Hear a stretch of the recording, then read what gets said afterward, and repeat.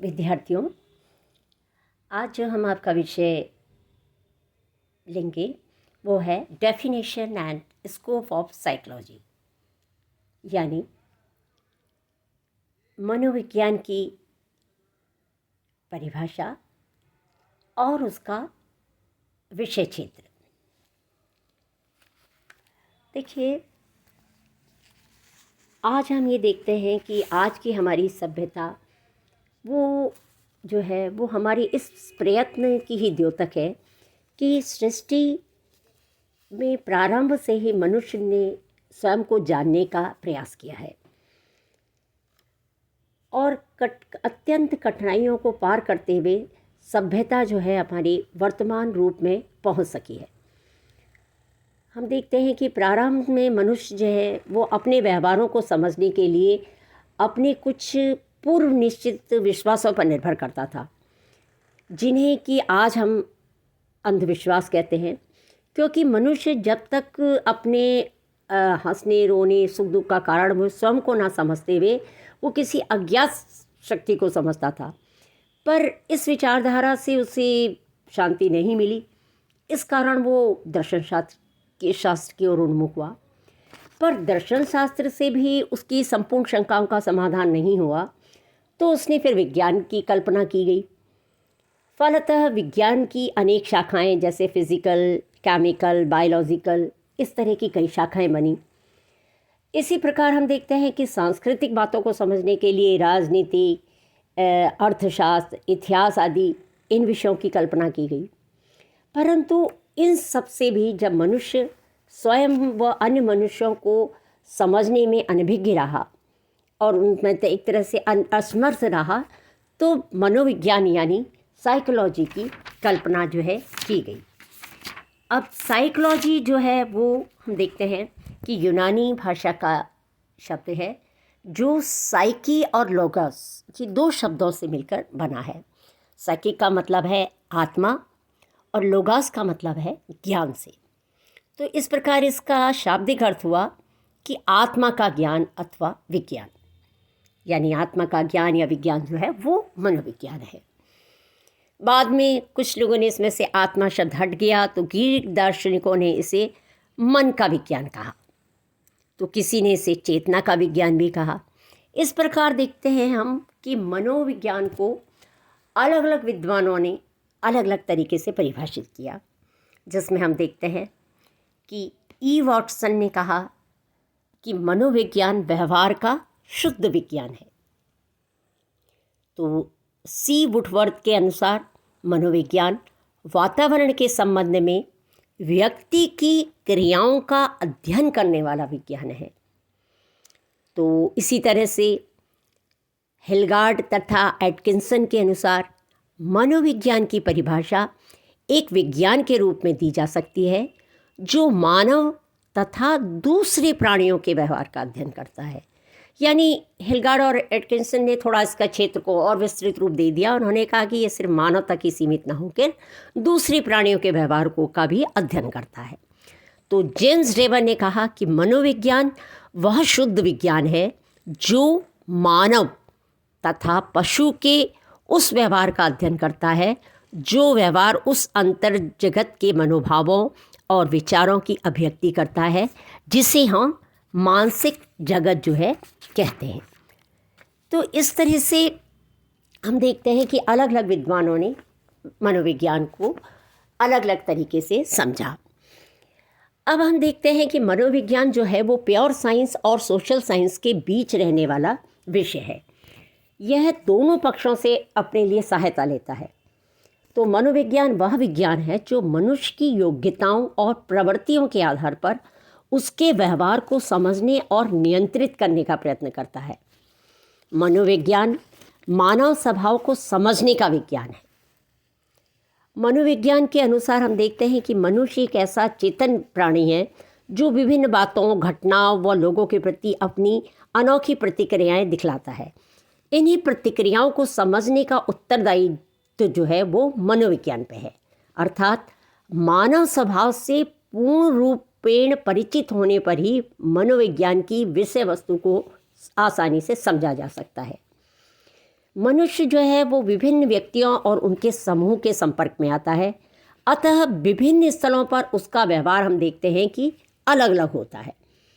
इसलिए हम देखते हैं कि बेरिंग, ईजी एंड अदर्स जो है उन्होंने फाउंडेशन ऑफ साइकोलॉजी में कहा है कि मनुष्य विभिन्न सामाजिक संबंधों के बीच की इकाई है।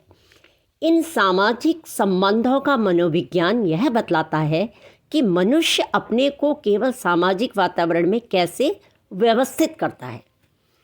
पर हम ये देखते हैं कि मानव स्वभाव को केवल सामाजिक वातावरण के जाल में ही नहीं समझा जा सकता है, क्योंकि प्रत्येक व्यक्ति का एक निजी व्यक्तित्व होता है और जो दूसरे से बिल्कुल अलग होता है, और इसलिए मनुष्य को एक व्यक्ति के रूप में समझना आवश्यक एक ज़रूरी है। इस पृथकता के पीछे वैज्ञानिक जो है वंशानुक्रम यानी हेरिडिटी, तो वातावरण, इन्वायरमेंट, तो संवेगात्मक अनुभव, इमोशनल, ये इस तरह चीज़ों को जो है कई फिजिकल बायोलॉजिकल चीज़ों को वो उत्तरदायी मानते हैं। इस प्रकार हम देखते हैं कि विभिन्न स्थलों में मनुष्य के व्यवहार को समझने के लिए मनोविज्ञान जो है इन सभी बातों का अध्ययन जो है मनोविज्ञान जो है वो करता है।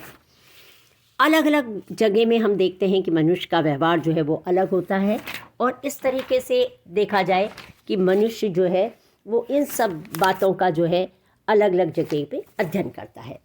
तो इसलिए हम कहेंगे कि अब हम चर्चा करेंगे कि उसका स्कोप और साइकोलॉजी। अब उपयुक्त जितनी बातें हमने की उससे भी आपको अंदाज़ा लग गया होगा कि मनोविज्ञान का जो क्षेत्र है वो बहुत विस्तृत है। अब कुछ विद्वान जो है मनोविज्ञान का उद्देश्य मानते हैं कि चेतन व्यवहार तथा उसके वातावरण का अध्ययन करता है, तो कुछ विद्वान के अनुसार व्यक्ति की विभिन्न क्रियाओं का अध्ययन मनोविज्ञान के अंतर्गत होता है, तो कुछ मनोवैज्ञानिक कहते हैं कि मनोविज्ञान के अंतर्गत आंतरिक तथा बाह्य दोनों व्यवहारों के जो है अध्ययन जो है वो किया जाता है। इस प्रकार हम देखते हैं कि मनोवैज्ञानिकों में भले ही आपस में इस तरह के लिए अलग अलग उनका जो है उनमें उनके विचारों में भले ही मतभेद हो, परंतु इस बात पे सभी मनोवैज्ञानिक जो हैं वो सहमत रहते हैं कि मनुष्य जो है वो 3 बातों के लिए प्रायः उत्सुक रहता है। पहला, लोग क्यों करते हैं, कोई चीज़ को क्यों करते हैं। दूसरा, लोग क्या और कैसे करते हैं। और तीसरा, लोग क्या व कैसे क्यों करते हैं। और यदि उपयुक्त विषयों को मनोविज्ञान के अंतर्गत माना जाए तो निम्न बातों को भी जानना जरूरी हो जाता है। पहला, कि उम्र के बढ़ने के साथ मानव व्यवहार में किस प्रकार के परिवर्तन आते रहते हैं।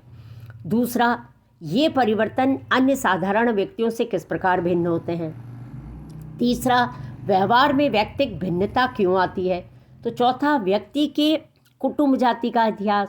तो पांचवा, व्यवहार को वांछित दिशा में सुधारने की विधि। छठा, सीखना क्रिया को सरल बनाने का उपाय। और सातवां, अवांछित आदतों को छोड़ने वो अच्छी आदतों को डालने की विधि। तो आठवां, शारीरिक बातें जिनका व्यवहार पर प्रभाव पड़ता है, जैसे अच्छा स्वास्थ्य, रोग, नाड़ी मंडल, विकास, ज्ञानेंद्रियों के कार्य आदि को समझना। इसके अतिरिक्त हमारे शरीर में मस्तिष्क के अंतर्गत प्रवृत्तियाँ यानी इम्पल्सेस, इच्छाएं, डिज़ायर्स, रुचियाँ यानी इंटरेस्ट, और विचार यानी थॉट्स भी होते हैं। ये आदि कई क्रियाएं चलती हैं जिन्हें समझना बहुत मुश्किल है, और इसके साथ साथ मानव मन को समझना भी बहुत मुश्किल है। तो ये सारी क्रियाओं का जो अध्ययन जो है वो सब मनोविज्ञान के अंतर्गत किया जाता है। तो मनोविज्ञान जो है इन्हीं बातों को समझने जानने में हमारा सहायक होता है कि हम अपने को दूसरे की अपेक्षा अधिक समझते हैं, फिर भी पूरा नहीं समझ पाते।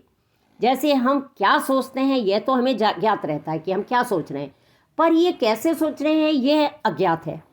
तो मनोविज्ञान के अंतर्गत हम यही सब चीज़ समझने का, जानने का प्रयास होता है। तो इसलिए कह सकते हैं कि मनोविज्ञान का क्षेत्र जो है बहुत ही व्यापक है, परंतु उनको हम कुछ निम्न क्षेत्रों में हम उसको बांट सकते हैं, और उसके थोड़े एक क्षेत्र को हम ये बता सकते हैं कि ये इतने इतने क्षेत्रों में भी मनोविज्ञान का अध्ययन किया जाता है। जैसे पहला है समाज मनोविज्ञान। इसके अंतर्गत हम देखते हैं कि भीड़, समूह आदि का मनोवैज्ञानिक अध्ययन किया जाता है। दूसरा, पशु मनोविज्ञान। इसके अंतर्गत पशुओं की क्रियाओं का अध्ययन किया जाता है। तो तीसरा बाल मनोविज्ञान। यह मनोविज्ञान का ऐसा क्षेत्र है जिसके अंतर्गत संवेदना, प्रत्यक्ष, स्मृति, कल्पना आदि मानसिक क्रियाओं की उत्पत्ति और विकास का अध्ययन होता है। तो चौथा असामान्य मनोविज्ञान। इसके अंतर्गत आतंक, अंधापन, वात रोग, सनक, स्मृति भ्रंश आदि अनेक असामान्य व्यवहारों का अध्ययन होता है। इसी प्रकार विश्लेषणात्मक, छठा विश्लेषणात्मक मनोविज्ञान। इसके अंतर्गत अंतर्दर्शन, निरीक्षण और प्रयोग की विधियों द्वारा मनुष्य के मस्तिष्क की स्वाभाविक क्रियाओं का अध्ययन जो है किया जाता है। सातवां जो है प्रेरणात्मक मनोविज्ञान। यह इसके अंतर्गत जीव या व्यक्ति की उन आंतरिक प्रेरणाओं की व्याख्या की जाती है जिनको बाह्य जगत में वह संतुष्ट करने की चेष्टा की जाती है, और ये मनुष्य की देखा जाए तो उसकी उलझनों का अध्ययन जो है इसके अंतर्गत होता है। आठवां उसका लोक मनोविज्ञान। इसके अंतर्गत जो है किसी भी देश के आदिवासियों के अंधविश्वासों, पौराणिक कथाओं, संगीत, कला आदि में निहित मनोवैज्ञानिक सिद्धांतों की व्याख्या कर आधुनिक समाज से उसकी तुलना करना, ये इसका अध्ययन क्षेत्र है। तो नवा आता है कि शारीरिक मनोविज्ञान। इसके अंतर्गत विभिन्न प्रकार की चेतनाओं, मस्तिष्क, सुषुम्ना, ज्ञान तंत्रों, ज्ञानेंद्रियों, मांसपेशियों के परस्पर संबंध आदि का अध्ययन होता है। तो 10वां प्रयोगात्मक मनोविज्ञान। यह मनोविज्ञान का सबसे अधिक महत्वपूर्ण क्षेत्र माना जाता है। इसमें मनोविज्ञान को विज्ञान के पद पर माना जाता है, और ये जो है विभिन्न प्रकार की क्रियाओं जैसे हंसना, बोलना, सीखना आदि सभी इन प्रक्रियाओं के अंतर्गत इसका अध्ययन होता है। फिर इसका व्यवहारिक मनोविज्ञान 12वां जो है वो व्यवहारिक मनोविज्ञान, जिसके अंतर्गत मनोवैज्ञानिक सिद्धांतों का विभिन्न मानवीय समस्याओं को सुलझाने में प्रयोग करना आदि इसका अध्ययन होता है। फिर 13वां आता है यह सामान्य मनोविज्ञान। इसके अंतर्गत यह मनोविज्ञान का सबसे विस्तृत पहलू है, जिसके अंतर्गत मनोविज्ञान का स्वरूप, उसकी विधियाँ, अन्य विज्ञानों से संबंध से लेके सीखना, चिंतन, स्मृति, संवेदना आदि, प्रत्यक्ष भाव, संवेग सभी जो है इन भाव का अध्ययन होता है। तो इस तरह से हम देखते हैं कि मनोविज्ञान का क्षेत्र जो है वो असीमित है। Thank you.